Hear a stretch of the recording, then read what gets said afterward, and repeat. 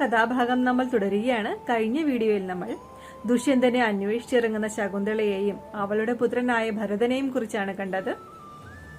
ജീവിതത്തിൽ ആദ്യമായിട്ടാണ് ശകുന്തള കാനനം വിട്ട് നഗരത്തിലേക്ക് ഇറങ്ങുന്നത്. രമ്യ മനോഹരങ്ങളായ ആ മണിമാളികകൾ കണ്ട് അവൾ ആശ്ചര്യം പൂകി നിന്നുപോയി. ഒടുവിൽ രാജകൊട്ടാരത്തിൽ എത്തിയപ്പോൾ സിംഹാസനത്തിലിരിക്കുന്ന ദുഷ്യന്ത മഹാരാജാവിനെ അവൾ കണ്ടു. തന്റെ പുത്രനോട് അച്ഛന്റെ കാൽക്കൽ വീണ് അനുഗ്രഹം വാങ്ങിക്കുവാൻ പറഞ്ഞു. അമ്മയുടെ ആഗ്രഹം അനുസരിച്ച് ഭരതൻ ദുഷ്യന്തന്റെ കാൽക്കൽ വീണ് അനുഗ്രഹം വാങ്ങിച്ചു. പക്ഷേ ദുഷ്യന്തൻ തന്റെ പുത്രനെ ഒന്ന് ആശ്ലേഷിക്കാൻ പോലും തയ്യാറായില്ല. തന്നെ മറന്നുപോയോ എന്ന് ശകുന്തളയ്ക്ക് സംശയം തോന്നി.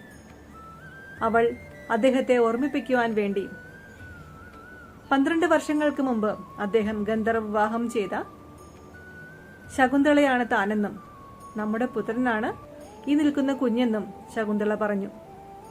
പക്ഷേ രാജാവ് അതൊന്നും ചെവിക്കൊള്ളാൻ തയ്യാറായില്ല. ശകുന്തള പറയുന്ന കാര്യങ്ങളെല്ലാം നുണയാണെന്ന് അദ്ദേഹം വിശ്വസിച്ചു. ഒടുവിൽ തന്റെ സേവകരെ കൊണ്ട് ശകുന്തളയെയും പുത്രനെയും അവിടെ നിന്നും പുറത്താക്കാൻ കൽപ്പിച്ചു. കരഞ്ഞുകൊണ്ട് ശകുന്തള തിരിഞ്ഞു നടക്കുമ്പോൾ ഒരു അശരീരി കേട്ടു. നീ ഗന്ധർവ വിവാഹം ചെയ്ത കണ്ണപുത്രിയായ ശകുന്തളയാണിവളെന്നും ഇത് നിങ്ങളുടെ പുത്രനാണെന്നും അശരീരിയിൽ മുഴങ്ങി. പെട്ടെന്ന് ദുഷ്യന്തന് നടന്ന കാര്യങ്ങളെല്ലാം ഓർമ്മ വന്നു. അദ്ദേഹം ഓടി വന്ന് ശകുന്തളയുടെ കാൽക്കൽ വീണു. തന്റെ പുത്രനെ വാരിപ്പുണർന്നു. എങ്ങനെയാണ് തനിക്ക് ഈ വിസ്മൃതി ഉണ്ടായതെന്ന് തനിക്ക് അറിഞ്ഞുകൂടാ എന്ന് ശകുന്തളയോട് ദുഷ്യന്തൻ പറഞ്ഞു. അപ്പോഴാണ് ശകുന്തളയ്ക്കും ആ കാര്യം ഓർമ്മ വന്നത്. ഒരിക്കൽ ദുഷ്യന്തനെ ആലോചിച്ചുകൊണ്ട് ശകുന്തള കണ്വാശ്രമത്തിലിരിക്കുമ്പോൾ ദുർവാസാവ മഹർഷി അവിടെ എത്തി. അദ്ദേഹത്തെ അവൾ കണ്ട ഭാവം നടിച്ചില്ല. നീ ആരെയാണ് ഓർത്തുകൊണ്ടിരിക്കുന്നത്? അയാൾ നിന്നെ മറന്നു പോകട്ടെ എന്ന് ദുർവാസാവ മഹർഷി ശപിച്ചു. ഒരു അശരീരി കേൾക്കുമ്പോൾ മാത്രമേ ഇനി അദ്ദേഹം നിന്നെ ഓർമ്മിക്കത്തുള്ളൂ എന്നും ശാപമോക്ഷവും നൽകി. ഈ ശാപവൃത്താന്തം ശകുന്തള മറന്നു പോകട്ടെ എന്നും അദ്ദേഹം പറഞ്ഞു.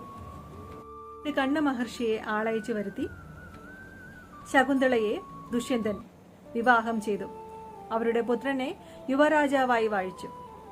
ശകുന്തളയോട് ഒരുമിച്ച് വളരെ കാലം ദുഷ്യന്തൻ സുഖിച്ചു വാണു. അതിനുശേഷം അദ്ദേഹം ഇഹലോകവാസം വെടിഞ്ഞു. ശകുന്തളയും താമസിയാതെ കാലഗതിയടഞ്ഞു.